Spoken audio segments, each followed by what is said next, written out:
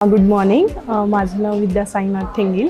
मी एक IT मध्ये काम करते. नाकाचा त्रास ॲक्च्युली जेव्हा पुण्यात मी शिफ्ट झाले तेव्हापासून तर खूपच वाढला, कारण इथं धुळीचं प्रमाण, आजूबाजूचं कन्स्ट्रक्शन वगैरे चालू असल्यामुळे मला इतका त्रास वाढला या 2-3 वर्षात.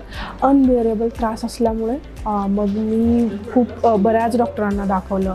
मग त्याच्यानंतर मला शालिनी सक्सेना मॅम जे आहेत, छान पद्धतीने मला गाईड केलं आणि सांगितलं की बाबा आपण ऑपरेशन जर केलं तुला बरंच फायदा होईल. जस्ट लास्ट वीकमध्येच माझं ऑपरेशन झालं नाकाचं.